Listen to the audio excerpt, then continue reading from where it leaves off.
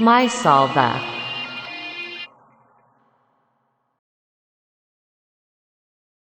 Kembali lagi di My Salva Podcast bersama saya Gary. Kali ini yang mengisi acara untuk podcast musik saya Gary sebagai anggota GPS Korps 4 Surabaya dan juga tentunya saya juga berjemaat di Korps 4 Surabaya.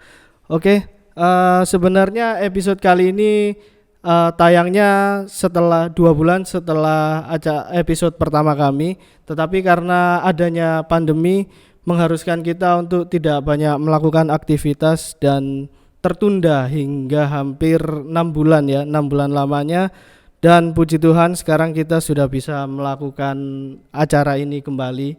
Dan juga buat teman-teman yang udah subscribe My Salva Podcast, kita juga punya acara lain selain membahas musik di dalam gereja.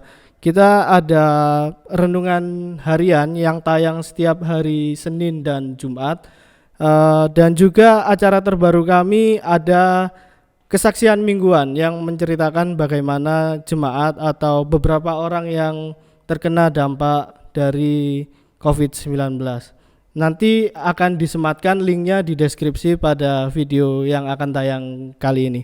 Oke, tanpa berlama-lama, judul dari pembicaraan kita malam ini adalah apakah perlu peningkatan skill dalam sebuah band worship di gereja.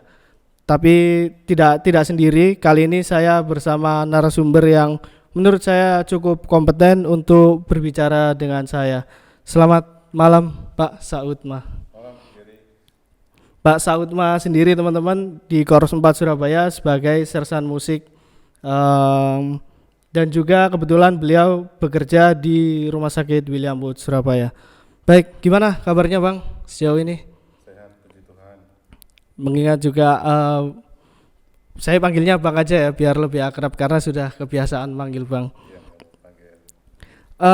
Gimana Bang sejauh ini aktivitas Bang Saud di rumah sakit, apakah sudah mulai membaik dengan keadaan yang saat ini? Ya, puji Tuhan, beberapa waktu ini memang dengan pandemi kita cukup disibukkan dengan pasien-pasien yang kita layani. Ditambah lagi memang ada beberapa karyawan kita yang terpaksa terpapar, ya termasuk saya sendiri, tapi ya syukur kepada Tuhan, Tuhan sudah tolong dan sudah pulihkan dan sekarang sudah mulai berjalan semakin membaik. Baik, sebelum lebih jauh saya juga ingin memberikan kesempatan Bang Saud untuk mungkin kepada jemaat atau para teman-teman penonton podcast, pendengar podcast yang mungkin belum tahu Bang Saudma ini siapa gitu. Jadi saya akan mempersilakan Bang Saud untuk memperkenalkan diri lebih dalam lagi. Baik, terima kasih Gary. Selamat malam semua. Haleluya. Perkenalkan saya Saudma Huta Barat. Sesungguhnya asal saya awalnya dari Korps 2 Medan, kebetulan karena ada pekerjaan akhirnya bergabung di Korps 4 Surabaya karena bekerjanya di Rumah Sakit William Booth tahun 99. Kemudian sampai sekarang menetap di Surabaya, lalu atas pengaturan dari Korps sekarang ini dipercayakan untuk mengambil tanggung jawab sebagai sersan musik. Baik. Itu, Gar. Cukup singkat, jelas perkenalan kepada dari Bang Saud. Untuk kedepannya mungkin teman-teman yang ingin berkenalan lebih lanjut bisa mengontak beliau melalui akun media sosialnya. Oke, Bang, pertama yang ingin saya tanyakan pendapat Abang sendiri mengenai perbedaan musik gereja dan musik non gereja. Ditinjau dari skill dan kemampuan kan tentu beda ya, memainkan musik gereja atau musik non gereja. Menurut Abang sendiri untuk saat ini teman-teman yang melayani musik di Korps 4 terutama melihat mereka dalam bermain, apa sih motivasi mereka sebenarnya, atau Bang Saud sendiri dalam melayani di Korps 4 ini, Bang? Oke, baik. Terima kasih, Ger. Musik gereja dan musik non gereja. Kalau dari sisi motivasi, pasti dengan mudah kita bisa memahami. Kalau disebutkan musik non gereja atau mungkin bahasa lainnya musik sekuler, ya pasti sangat erat dengan motivasi-motivasi sekuler juga. Misalnya pastilah ada motivasi-motivasi supaya bandnya punya nama. Kemudian kalau sudah punya nama pasti otomatis akan mengikuti motif-motif ekonomi di situ, seperti itu ya. Kalau dari sisi skill, band atau musik gereja atau musik sekuler menurut saya ya sama-sama membutuhkan skill. Lalu terkait dengan motivasi memainkan musik gereja atau menjadi pemain musik gereja, menurut saya menjadi hal yang berbeda dengan motivasi kita menjadi pemain atau pemusik sekuler. Motivasi yang sesungguhnya untuk menjadi seorang pemain musik atau musisi gereja harus dilandasi dengan panggilan yang sakral dari Tuhan, dengan pemahaman yang dalam akan tugas dan tanggung jawab sebagai seorang musisi gereja, dan juga harus mempunyai pemahaman yang sama, apalagi misalnya dalam satu tim musik, misalnya apakah string band ataukah brass band atau grup yang lain, harus sama-sama punya pemahaman yang sama bahwa tujuan keberadaan musisi atau pemain musik adalah untuk memuliakan dan menghormati dan mengagungkan nama Tuhan. Saya rasa begitu, Ger. Baik, karena kebetulan kita sendiri juga anak-anak muda banyak yang melayani bermain musik dengan ciri khas mereka masing-masing gitu, Bang. Oke, berikutnya kan ada beberapa tanggapan mungkin dari jemaat atau mungkin dari orang luar, terutama untuk lagu BK sendiri, Bang ya. Kita pasti pernah dengar tanggapan lagu BK itu udah pakem, patternnya seperti ini, udah nggak bisa diganti-ganti lagi, atau janganlah di aransemen, biarlah sesuai dengan lagu aslinya, seperti itu. Bang Saud setuju nggak dengan pendapat yang seperti itu? Ya, rasanya tidak terlalu setuju atau kurang begitu sependapat. Musik itu sebenarnya sangat dinamis ya, dinamis. Memang beberapa menjadi masalah atau menjadi kendala atau mungkin menjadi pembahasan atau menjadi kritikan pada waktu misalnya sebuah lagu atau nyanyian kita di aransemen pada misalnya ibadah yang dalam tanda petik seremonial, sakral begitu ya. Jadi kalau menurut saya tidak ada masalah. Justru dengan musik dimainkan oleh beberapa orang, dengan style, dengan notasi atau dengan aransemen, atau mungkin kalau bahasa kerennya sekarang dengan genre tertentu, menurut saya justru itu akan menjadi sebuah harmonisasi yang bagus. Namun kita memang harus bijak, dalam arti kalau kita sekarang kan ada macam-macam ibadahnya ya, atau mungkin jenis-jenis ibadahnya. Kalau kita bicara ibadah kesucian, maka patron kita rasanya sudah sama-sama kita bisa mengikuti ya. Itu liturginya sudah cukup rapi dan dalam tanda petik cenderung kaku. Tapi kalau kita perhatikan dalam beberapa tahun terakhir ini justru kantor pusat kita sendiri mengkampanyekan itu yang namanya dalam tanda petik ibadah kreatif. Nah, ibadah kreatif itu sebenarnya kantor pusat sendiri sesungguhnya menurut saya pribadi ya mengakomodasikan kreativitas daripada musisi-musisi kita atau tim bandnya kita untuk berinovasi dan berkreasi. Cuma lagi-lagi kita harus bisa menempatkan secara bijaksana. Ibadah orang muda, wah, memang itu butuh spirit, butuh energi, bisa disalurkan dengan band yang lebih ekspresif begitu. Tapi lagi-lagi di awal kita kan sudah berbicara bahwa jangan sampai melenceng, bahwa motivasi kita untuk bermusik atau untuk memuji Tuhan hanya satu, untuk memuliakan nama Tuhan. Motivasi kita akan menjadi melenceng dan pujian kita tidak akan berkenan kepada Tuhan kalau di dalamnya ada kepentingan-kepentingan pribadi. Contohnya misalnya kepentingan supaya membuat nama baik atau nama tim bandnya menjadi harum. Kalau berbicara di musik gereja, rasanya itu bukan sesuatu yang pantas untuk ditampilkan. Begitu. Pamer skill biar menonjol gitu, show of skill misalnya. Itu. Oke, berarti dengan melayani yang seperti Abang jelaskan tadi, biar kelihatan menonjol di antara pemain band, motivasinya sudah lain dengan pamer skill. Ya, sudah melenceng dari motivasi yang sesungguhnya bagi seorang musisi gereja atau pelayan Tuhan di bidang musik di gereja. Oke. Menurut Abang sendiri atau sepengetahuan Bang Saud di BK sendiri, untuk lagu BK-nya sendiri sudah ada pakem tertentu enggak Bang? Maksudnya untuk kalau lagunya temponya seperti ini ya sudah seperti ini. Iya. Kalau kita berbicara musik balak selamatan, sebenarnya kita harus bangga. Karena apa? Kita sadari atau tidak, sesungguhnya standar musik balak selamatan itu cukup tinggi sekali.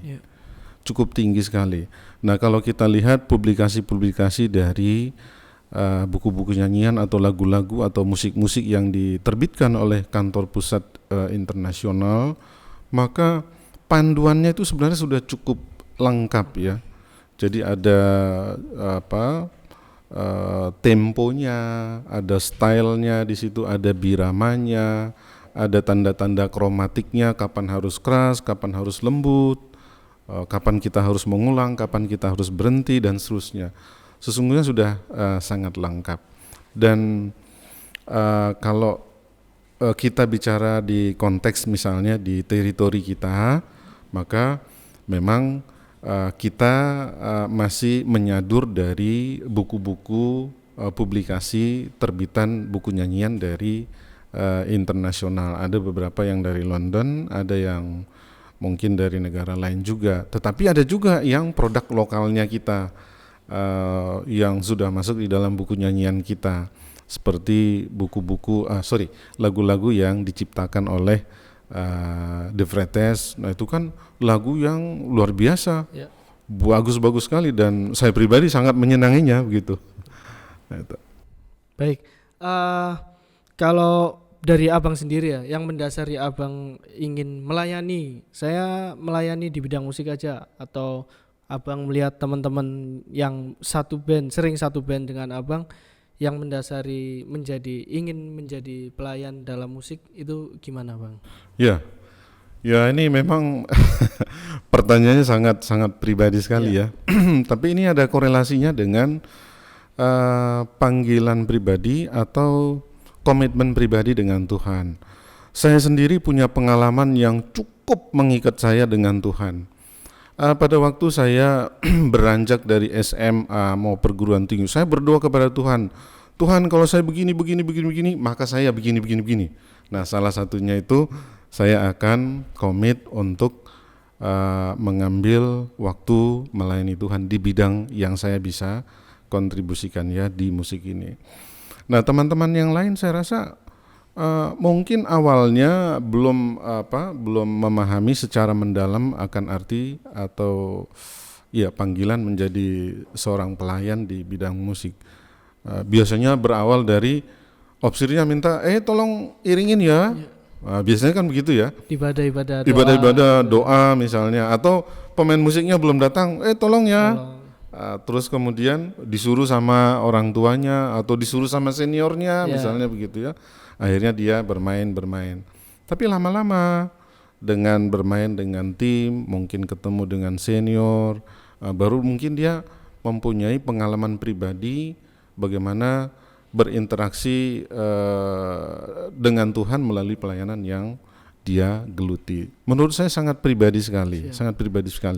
Kalau saya memang ya itu tadi yang saya bilang, saya ada komitmen pribadi dengan Tuhan terkait dengan itu. Itu sebabnya waktu tahun 98 saya masuk ke Surabaya, lalu kita ada ibadah di gereja.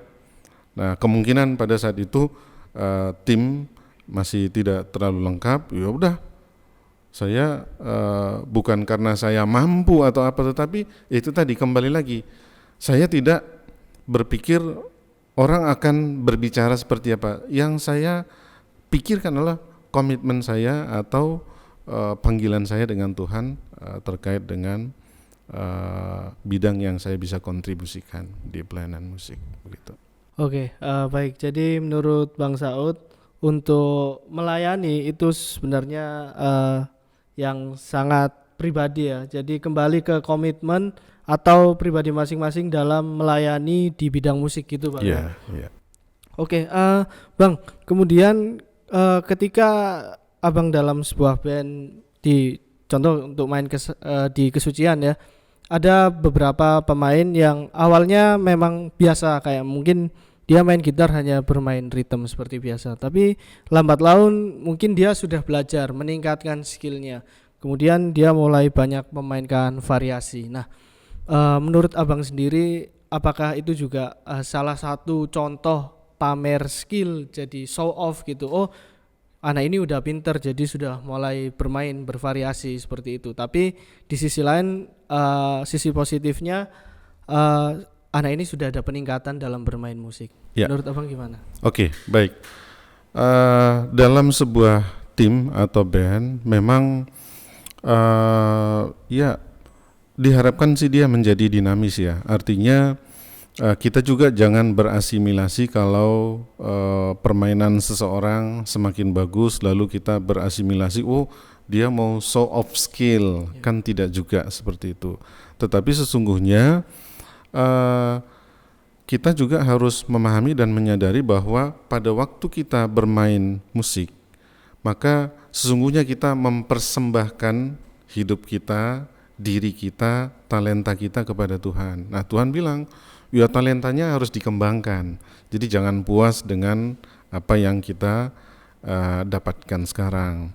Nah, itu sebabnya kalau saya sangat setuju kalau anggota tim bisa mendapatkan atau memperkaya diri dengan permainan yang lebih bagus, ya menurut saya itu adalah sebagai sebuah upaya untuk memberikan justru persembahan yang lebih bagus untuk Tuhan, yang lebih harum, untuk semakin berkenan kepada Tuhan, dan itu juga akan mengangkat ibadah kita untuk menjadi lebih kusuk dan lebih nyaman dalam kita beribadah, diiringi dengan band yang lebih maju seperti itu. Berarti menurut Abang sendiri, dengan peningkatan performa seseorang, dengan ya mulai berani melakukan melodi dan banyak improvisasi, itu bukan bagian dari pamer skill atau show off ya Bang ya? Iya, dengan catatan tetap kita harus komit kepada Tuhan bahwa segala permainan, segala variasi, segala progres yang kita tampilkan itu bukan untuk kitanya. Jadi akunya kita itu harus di belakang, tapi Tuhannya yang harus di depan. Baik. Jadi kita harus menyadari bahwa semua skill itu bukan untuk yang memainkan, tapi adalah untuk Tuhan. Baik, berarti semuanya penampilan kita dalam melayani musik, baik itu musik band, musik brass band atau tamborin bahkan, semuanya harus benar-benar tulus ya, dan semuanya juga harus kembali lagi pada motivasi kita untuk tidak pamer dan tetap memberikan yang terbaik untuk Tuhan. Oke, sebelum kita lanjut ke pertanyaan berikutnya Bang, kita akan menyaksikan laporan reporter dari Bapak John Tondi yang melakukan wawancara dengan Pak Joni Sigar dan Pak Gustaf Patipelohi dalam tema yaitu bagaimana director musik, perangkat, dan notasi musik. Baik, kita akan saksikan bersama-sama. Baik, apa kabar semuanya? Dalam segmen yang kali ini,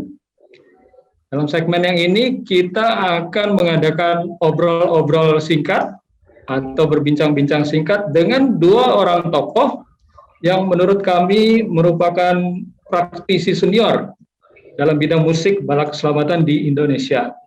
Sejauh yang kami ketahui, kedua tokoh ini sudah berkecimpung sangat lama di dalam musik-musik bala keselamatan Indonesia.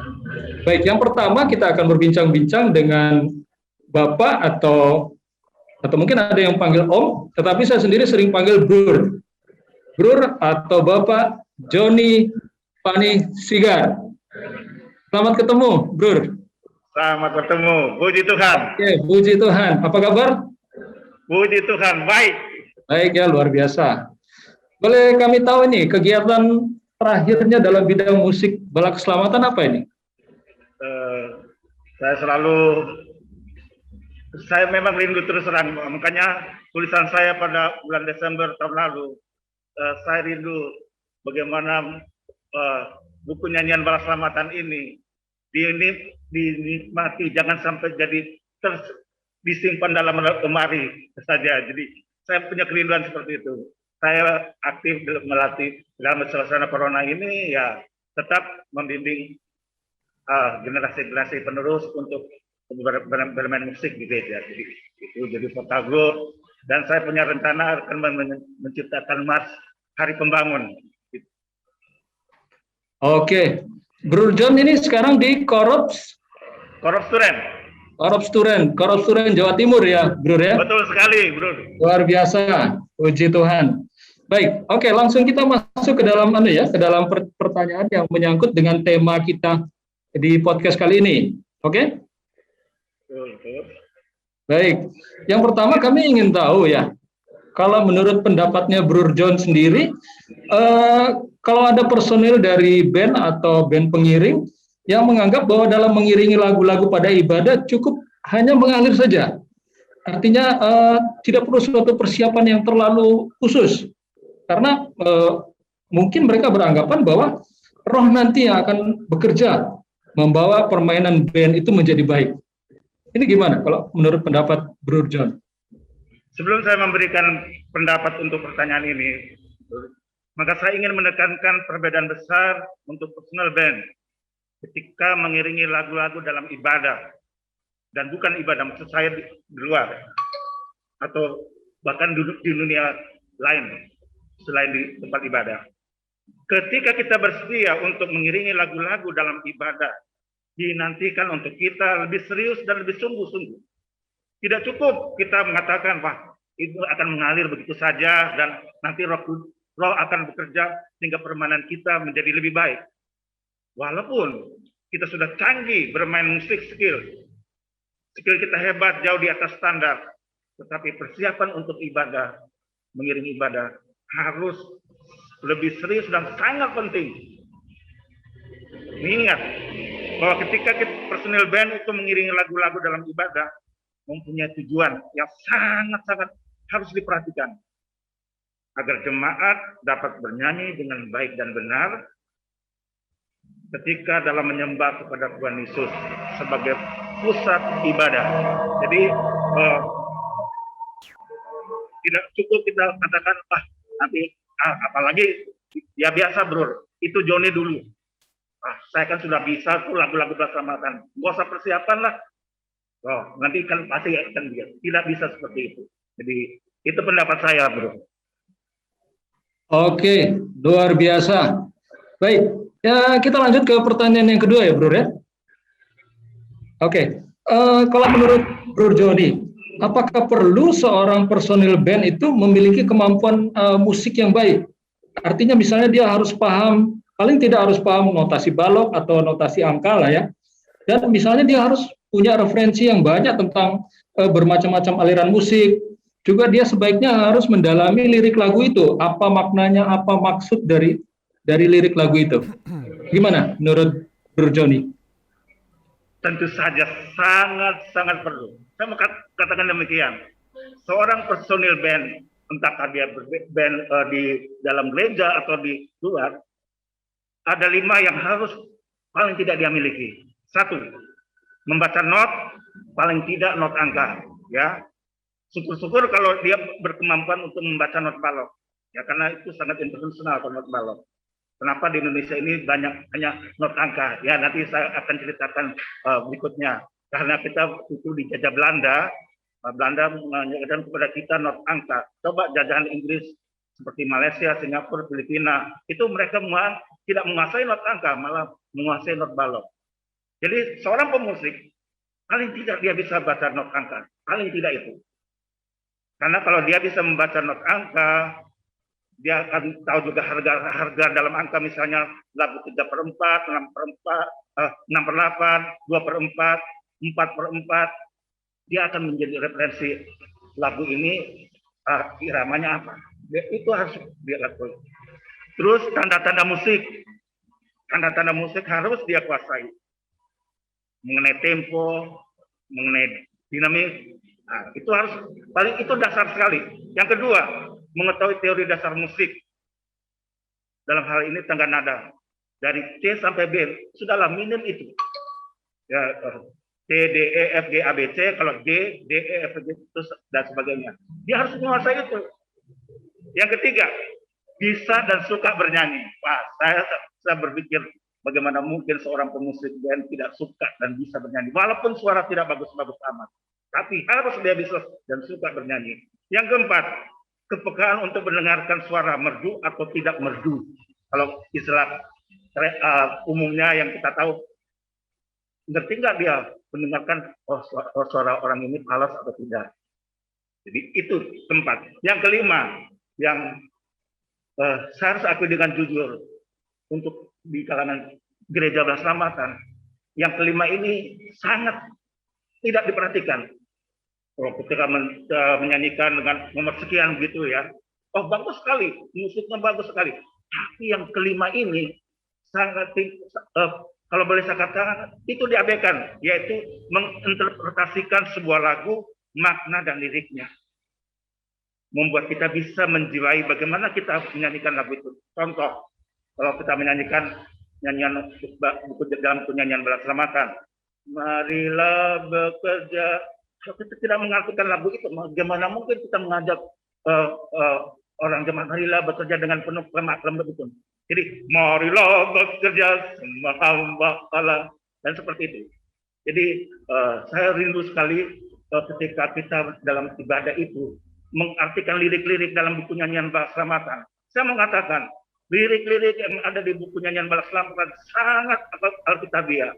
Tetapi selama ini kita tidak contoh yang sederhana. Biasanya dalam ibadah, mari kita membaca ayat 2 dan 3 dan menyanyikan ayat keempat. Saya berpikir seperti ini hanya sekedar formalitas ya kita membaca, tapi tidak mengartikan sungguh-sungguh apa makna dia suruh membaca.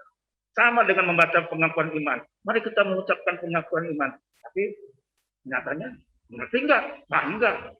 Sama dengan lirik-lirik dalam nyanyian. Jadi itu ya itu yang saya pesan. 5 itu yang harus dimiliki. Ya, itu dasar sekali. Kalau tidak seperti itu,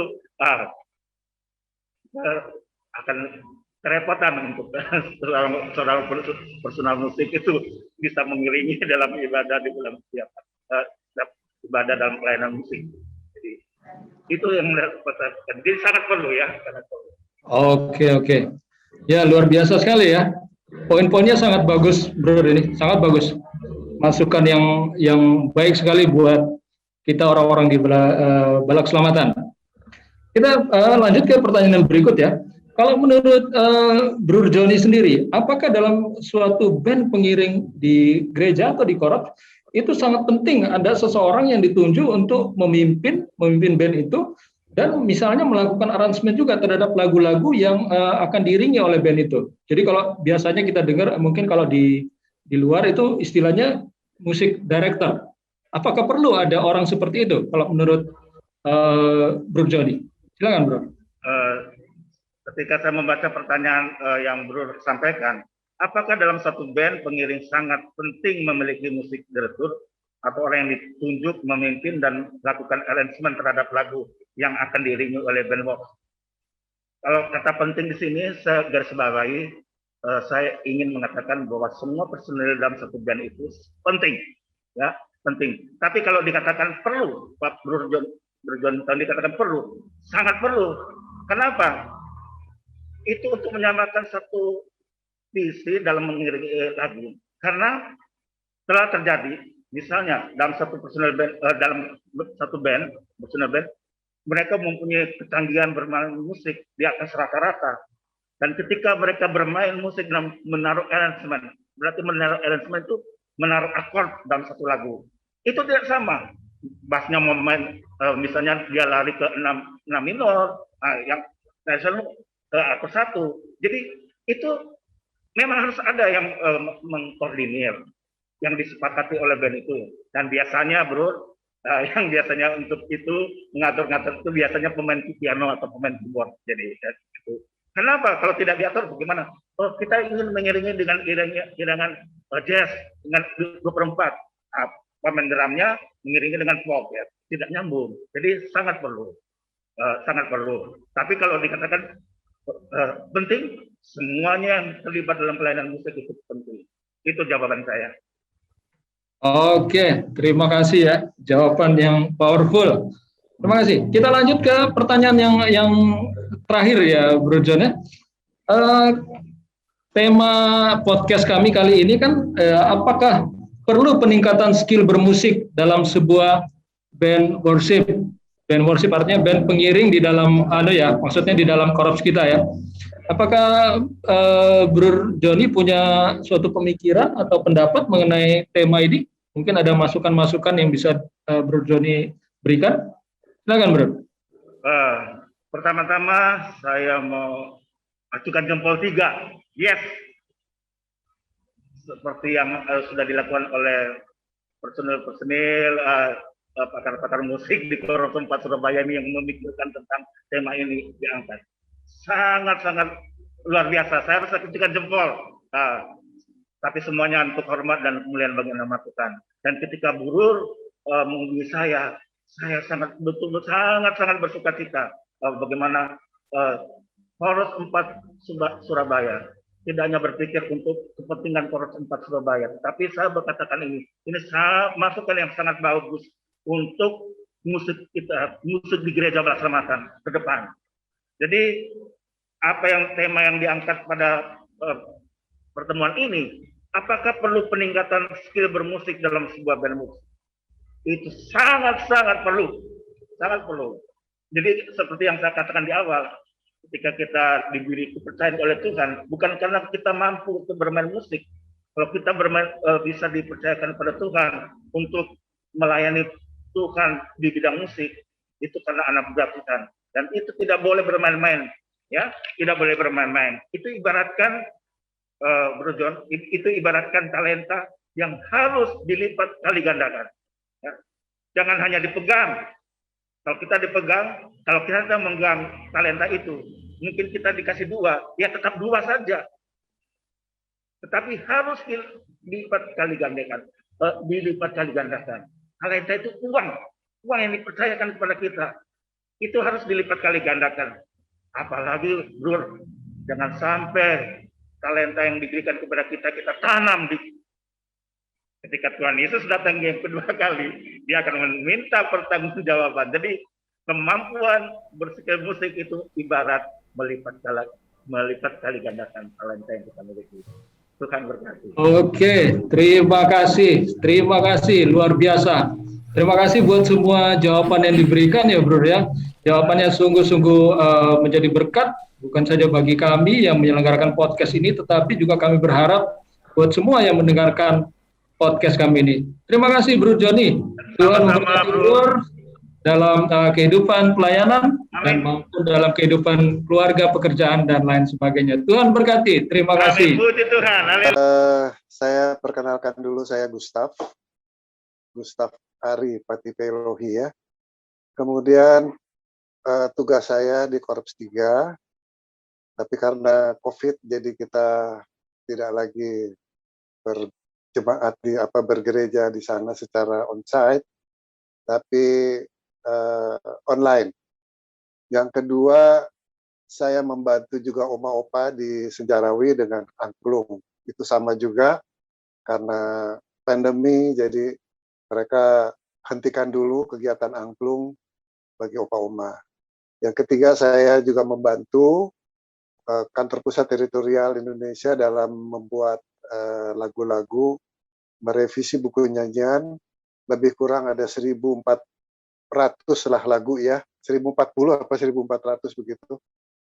Itu lagu dari The Salvation Army Songbook, kemudian not-notnya itu diambil dari Ben Chun Book The Salvation Army. Itu mungkin sampai sekarang masih berlanjut kegiatan itu dan itu dilakukan secara online. Demikian. Oke, wah luar biasa sekali ya kegiatannya, Bung. Sangat-sangat aktif ini kelihatannya di musik balak selamatan. Luar biasa. Oke, kita langsung masuk ke dalam pertanyaan-pertanyaan yang terkait dengan tema podcast kami kali ini, Bung. Ya, Bung ya? Ya. Oke, yang pertama ialah kami ingin menanyakan pendapat Bung Gustaf mengenai apakah jika ada personil di dalam band pengiring kita di Korps misalnya itu yang beranggapan bahwa kalau mengiringi lagu itu sebenarnya kita cukup mengalir aja lah. Ya, jadi kita merasa bahwa cukup dengan pimpinan roh saja sudah permainan kita akan menjadi baik dengan sendirinya. Gimana pendapat Bung Gustaf mengenai hal ini? Silakan, Bung. Jadi yang pertama saya akan sampaikan, kita harus membiasakan yang benar. Jangan membenarkan yang biasa. Umpamanya, kita nggak pernah latihan. Udah, karena nggak pernah latihan, jadi jalan aja terus. Itu mah udah biasa. Nah, ini sekali lagi dihindari. Jadi kita biasakan yang benar. Jadi kalau umpamanya kita akan melakukan satu pelayanan musik di gereja, ya kita harus siap. Siap itu macam-macam ya. Ada siap dengan song leader, siap dengan worship leader, siap dengan seluruh anggota band, ya persiapannya macam-macam. Itu ada, kan anggotanya banyak itu ya di dalam satu grup band itu. Kita nggak bisa biarin aja kita nanti gimana nanti, nggak bisa itu. Jadi harus dipersiapkan secara matang, karena ini membawa jemaat untuk menyembah Tuhan. Jadi nggak bisa cuma asal-asalan saja. Oke, Bung ya. Jadi mesti ada persiapan yang betul ya, kurang lebih seperti itu ya, Bung, betul, ya? Betul. Oke. Baik, pertanyaannya berikutnya, Bung ya. Ini apakah perlu atau penting bagi seorang personil di dalam band pengiring itu untuk memiliki kemampuan musik yang baik? Ya, kami maksud punya kemampuan musik yang baik itu artinya dia kurang lebih paham lah notasi balok atau angka gitu ya. Lalu dia punya referensi musik yang cukup banyak gitu. Dan dia mendalami akan makna dari lirik lagu yang dibawakan itu. Apakah itu perlu atau penting, Bung? Gimana, Bung? Itu dibilang perlu, dibilang penting ya. Karena ini bicara seorang ya, satu orang personil ya, bukan dalam kelompok ya. Umpamanya dia mengiringi saja piano begitu, dia perlu tahu itu ragam yang dimainkan bagaimana, karakter dari musiknya bagaimana. Jangan nanti musik 3/4, kita bikin jadi 4/4 ya. Atau musiknya liriknya mengenai penyembahan, kan ada dari kita kepada Allah, ada dari Allah kepada kita, ada dari sesama kita. Nah, demikian ya. Jadi to God, from God, atau to us. Gitu. Itu banyak lagu-lagu kita di buku nyanyian yang kita bisa lihat gitu ya. Nah, kalau kita berbicara mengenai Roh Kudus umpamanya, ya kita harus pahami betul bagaimana sifat-sifat Roh Kudus itu, sehingga pada saat kita membawakan itu kita juga nggak asal-asalan bawa gitu loh, dengan aransemen yang bagaimana atau dengan ritme atau ketukan yang bagaimana gitu ya. Jadi itu semua merupakan satu kaitan, satu terintegrasi semuanya gitu ya. Nah, sehingga dalam kita membawakan personil itu mengiringi, karena dia mengantar jemaat itu, ya, mengantar jemaat, mengiringi jemaat dalam beribadah, menyanyikan lah minimal ya, menyanyikan lagu itu. Jadi dia harus betul-betul menguasai. Demikian. Oke, Bung. Berarti kira-kira kalau dia dalam, misalnya dia hendak mengiringi sebuah lagu, apakah dia perlu gitu untuk mempelajari partitur yang sebenarnya dari lagu itu? Nah, sekarang begini, ini bagi kami ya, bagi saya membuat lagu-lagu atau menerjemahkan lagu-lagu dari The Salvation Army Songbook itu, sekaligus saya buat juga MP3-nya. Jadi sekarang mempermudah bagi pengiring-pengiring atau pemain band untuk minimal dia tahu, oh lagunya kayak begini, ketukannya kayak begini, akord-akordnya kayak begini. Dari sini lari ke sini akordnya, oh pakai begini. Jadi dia harus pelajari juga. Tapi dia artinya secara buku, dia kan kalau umpamanya dia bisa baca partitur ya syukurlah. Tapi kalau dia tidak bisa baca partitur itu berarti kan ada 4 suara, gitu kan, ada macam-macam alat di situ. Kalau dia bisa baca ya enggak, tapi kalau tidak ya hanya cukup mendengar saja. Jenis lagunya oh begini, ketukannya oh kayak gini. Kalau mereka mau rubah, monggo silakan. Ya, asal tidak keluar dari pattern, umpamanya 3/4 dibikin jadi 4/4, itu udah keluar dari konteks lagu tersebut. Oke, ya. Sangat menarik ya pendapatnya Bung Gustaf ini. Kita ke pertanyaan yang berikut. Kalau menurut Bung Gustaf ya, apakah perlu di dalam suatu band pengiring di korps atau di gereja kita memiliki seseorang yang bisa misalnya mengaransemen sebuah lagu dan memimpin band itu, mengarahkan band itu untuk mencapai bentuk maksimal dari sebuah lagu, atau yang biasa kita kenal di luaran itu musik direkturnya. Gimana Bung, kalau menurutmu? Apakah perlu atau penting kita memiliki seperti itu? Menurut saya itu perlu. Jadi bicara masalah band itu kan kelompok. Di situ ada bass gitar 1 orang, drumnya 1 orang, keyboardnya mungkin ada 2 ya, satu yang akord, satu yang main string atau kontra melodinya. Terus ada gitar 1, mungkin ada brass section, ada trompet, atau ada saxophone. Ya, saxophone mungkin ada 2, ada suara 1, suara 2, atau ada saxophone, kemudian trompet, ada trombon. Ya, ini kalau nggak dikelola betul, ya nanti jalan masing-masing. Kamu ambil akord yang mana? Ini lagunya umpamanya Besar Setiamu. Nah, lagu Besar Setiamu kalau nggak ada yang pimpin, nanti masing-masing itu dari tadi saya catat itu kira-kira 1, 2, 3, 4, 5, 6, 7, 8 orang lah. Dan 8 orang tuh masing-masing jalan, nggak ada yang mimpin, kacau nanti jadinya. Karena kan bicara satu orkes itu atau katakanlah kelompok band itu kan kita harus latihan intronya gimana, ya kan. Habis itu style musiknya tadi 3/4 bagaimana, drumnya ambil apa, kemudian pembagian susunan lagu, apakah kita nyanyi bait 1, bait 2, interlude, terus disambung kata-kata, itu semua harus dilatih itu kan, harus dibicarakan dulu. Kemudian endingnya gimana, gitu kan. Karena intro dan ending itu sangat-sangat perlu. Jemaat bisa nyanyi kalau intronya itu jelas. Masuknya di sini, tuh 2, 3, teng masuk. Nah, habis juga jangan gantung habisnya. Jadi ending sama intro sama ending itu harus benar-benar kita persiapkan dengan baik. Kemudian song leadernya, ini kira-kira tangga nadanya ketinggian nggak ya? Kalau di sini mainnya bass, wah terlalu tinggi, kita turunin aja lagi. Nah, mungkin main di A atau di G atau di As. Nah, seperti itu. Jadi yang nyanyi enak, jemaat juga enak, yang main menguasai semua yang telah eh, diatur dan itu dipimpin tadi oleh music director itu. Kalau nggak ada yang pimpin nanti lari sendiri-sendiri Oh, itu. oke. Iya. Jadi memang penting ya, penting atau perlu memang ada seorang yang bertindak sebagai music director ini ya. Gitu Ya, ya, Bung ya. itu harus orang yang benar-benar menguasai ya. Jadi Oke, jangan oke. asal pilih. Nah, biasanya music director itu ada di, kalau nggak di gitar, di keyboard. Oke. Jarang lah ada di alat tiup. Drum. Tuh. Ya. Oke. Bung, ini pertanyaan yang berikutnya mungkin ini pertanyaan terakhir, ialah terkait dengan tema podcast kami kali ini.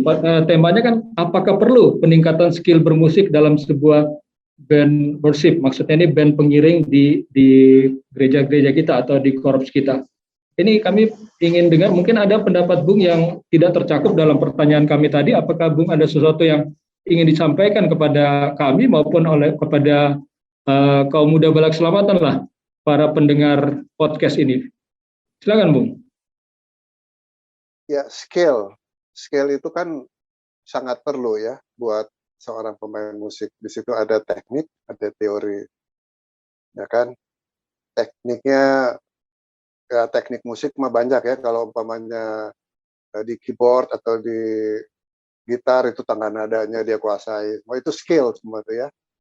Kemudian teorinya juga, kalau umpamanya lagu itu seperti katakan kita dari C, kita mau pindah ke F, kita pasti pakai C7. Do, mi, sol, le. Terus baru masuk ke F.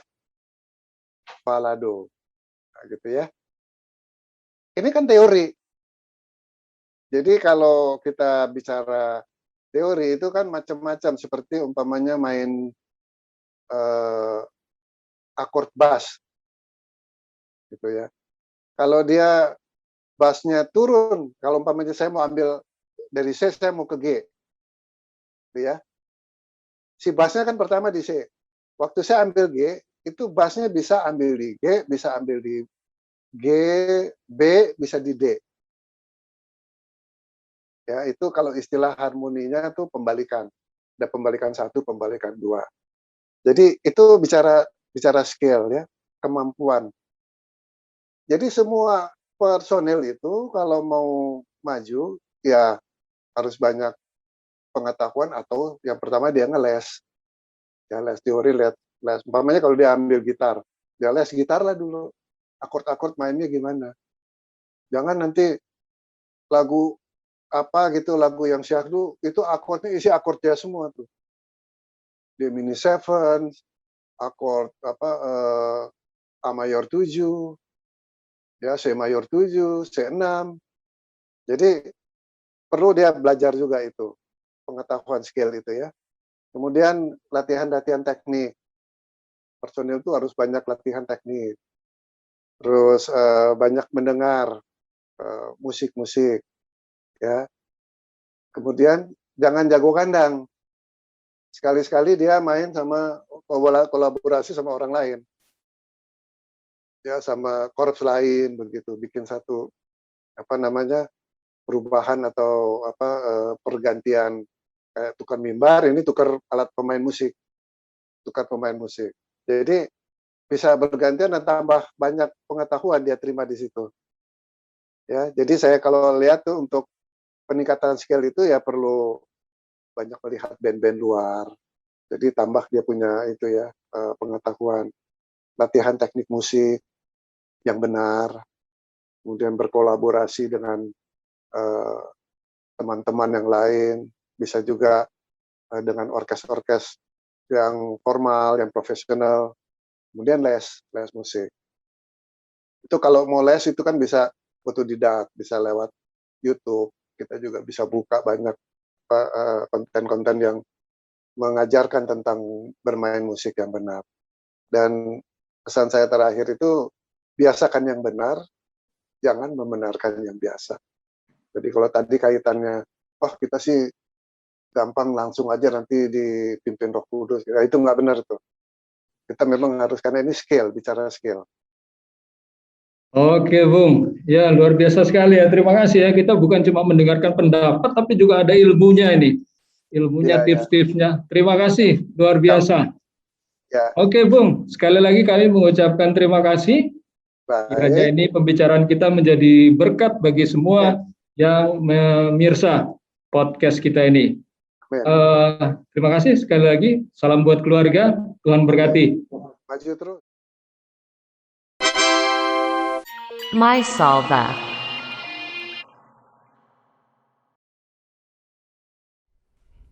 Oke, itu tadi cuplikan dan pendapat dari beberapa, mungkin Bang Saud juga kenal ya dengan Bang Joni dan juga Bang Gustaf.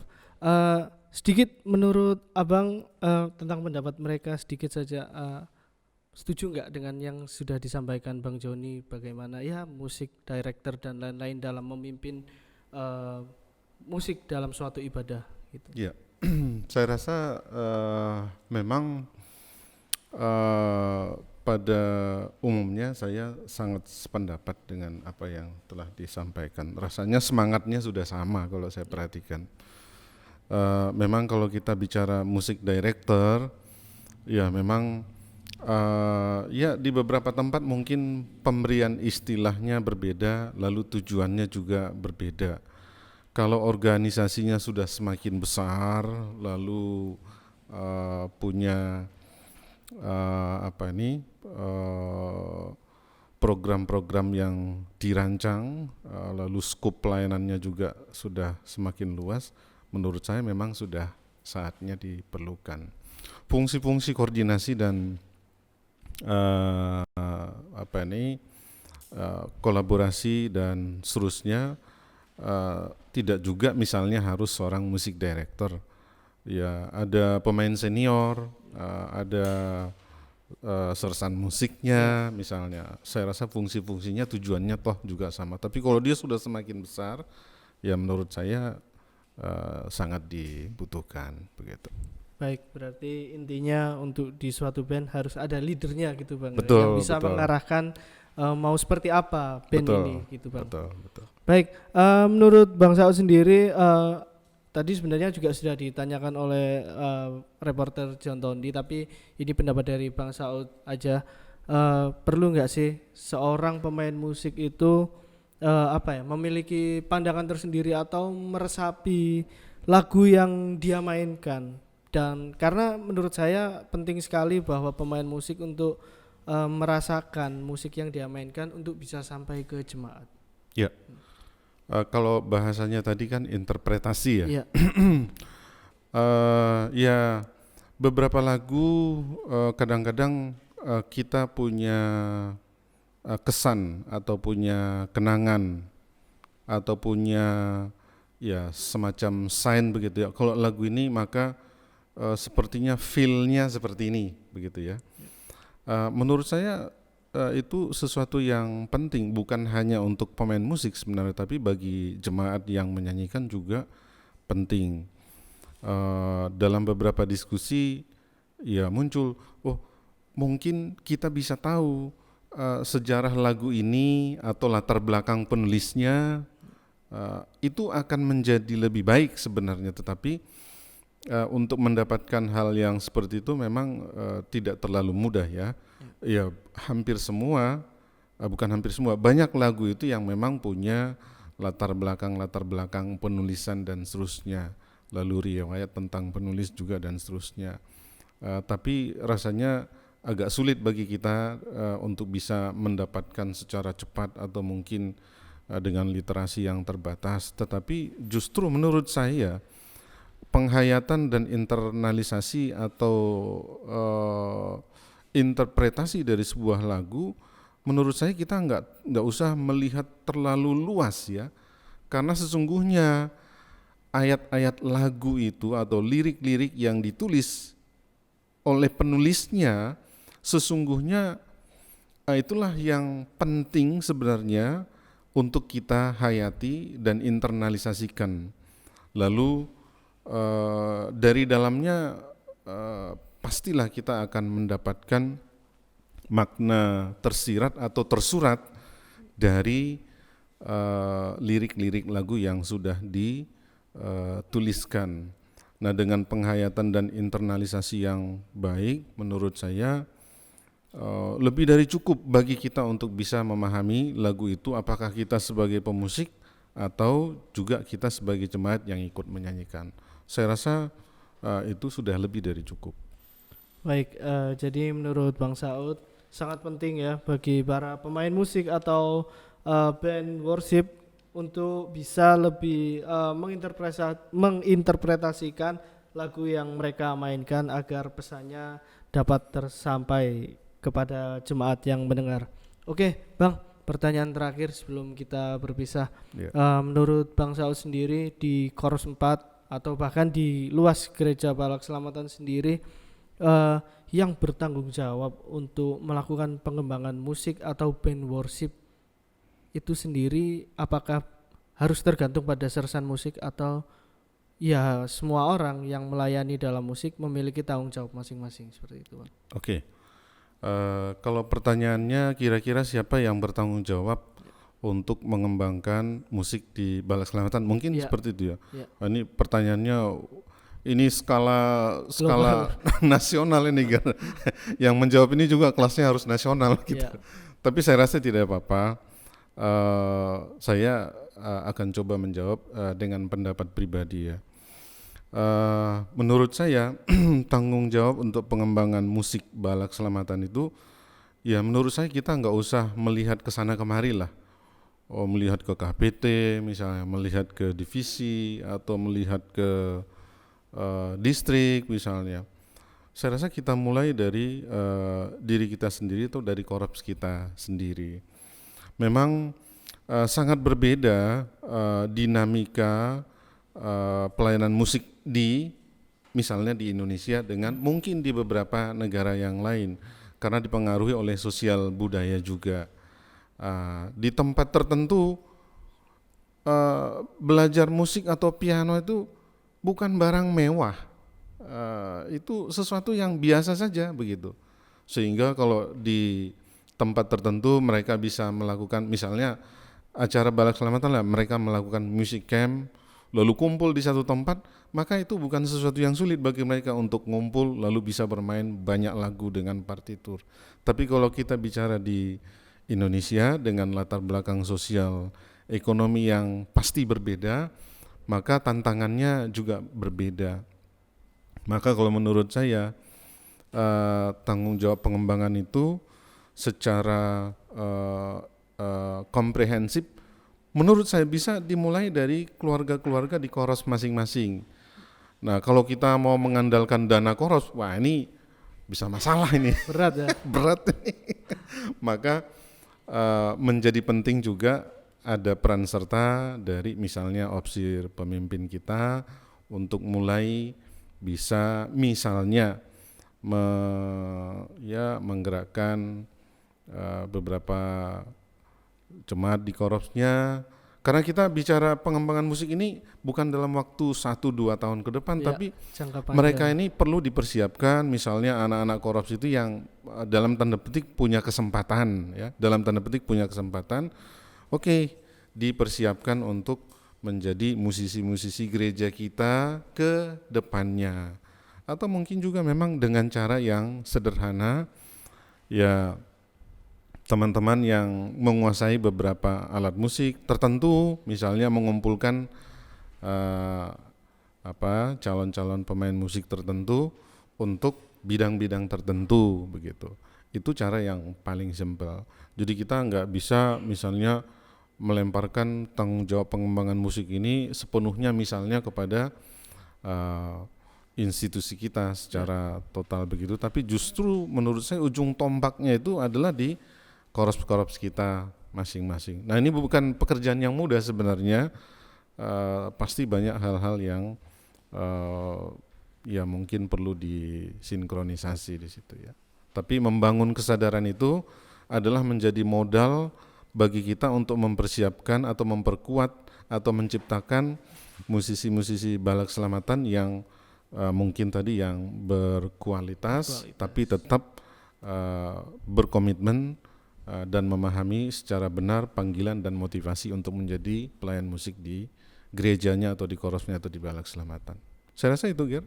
Baik, contoh nyata ya, mungkin Bang Saud sendiri mengakomodir teman-teman yang main brass band gitu ya. Mungkin kan nggak semuanya bisa, tapi beberapa ada yang mau belajar gitu, dipersilakan Bang.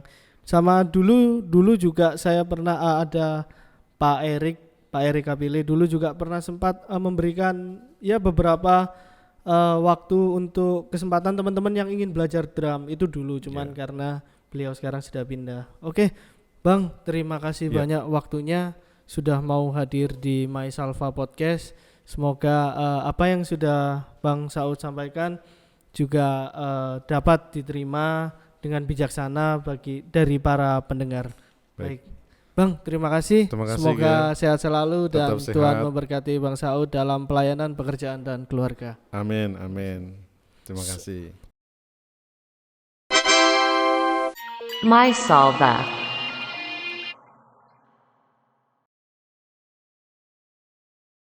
Oke, itulah tadi perbincangan kita dengan sersan musik di Koros 4 Surabaya, Bapak Saud Mahuta Barat, yang cukup sangat menjelaskan bagaimana pentingnya skill dan motivasi melayani dalam bidang musik di gereja.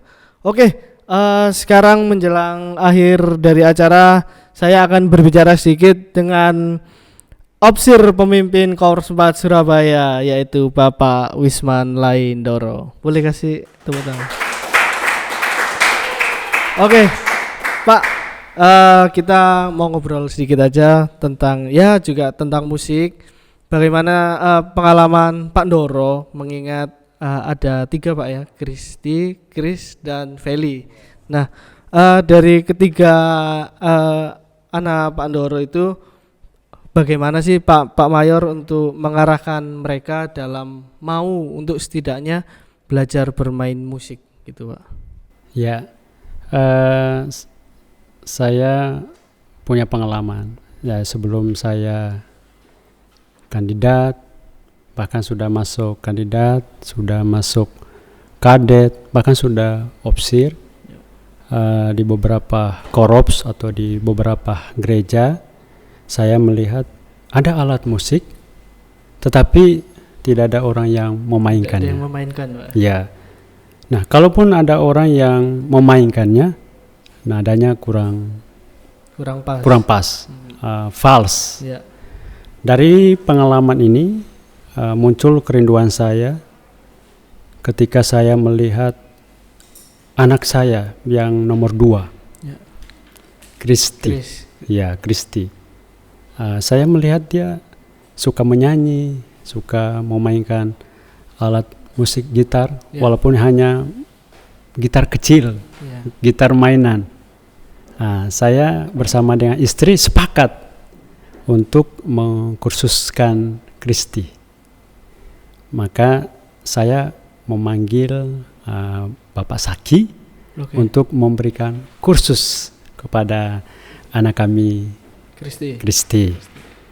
Kerinduan saya bersama istri untuk kedepannya, supaya anak kami ini nanti kemana saja ia pergi dan berada, kami punya kerinduan supaya dia bisa melayani Tuhan di dalam musik, bermain musik. Demikian. Baik, ada susahnya nggak Pak untuk nyuruh, atau memang dia Kristi sendiri sudah ya enggak apa-apa Pak, saya mau gitu? Kalau untuk anak saya yang Kristi ini tidak terlalu sulit, karena saya melihat bakat itu sudah ada, sudah terlihat. Jadi tidak terlalu sulit untuk mengarahkan dia. Ya, demikian. Baik, itu tadi teman-teman pengalaman dari Bapak Mayor Ndoro untuk mengarahkan Kristi dalam bermain alat musik agar kemanapun nanti Kristi beribadah bisa melayani Tuhan dalam bidang bermain musik. Betul begitu Pak ya? Betul sekali. Oke, Pak. Terakhir, menurut Pak Mayor sendiri, motivasi bermain musik secara Alkitab ya itu yang seperti apa sih, Pak? Atau ada yang bisa disampaikan ke para pendengar? Ya, mengacu pada 2 Tawarik 7 ayatnya yang ke-6, ayat firman Tuhan ini menjelaskan kepada kita bahwa Daud bersama dengan orang Israel, bersama dengan para imam, bersama dengan para Lewi, mereka menaikkan syukur kepada Tuhan. Dan para Lewi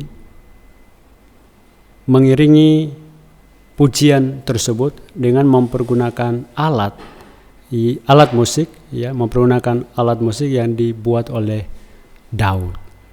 Nah, Mazmur 150 mengatakan, pujilah Dia dengan tiupan sangkakala, pujilah Dia dengan gambus, dengan kecapi, dengan rebana, dengan tari-tarian, dan seterusnya.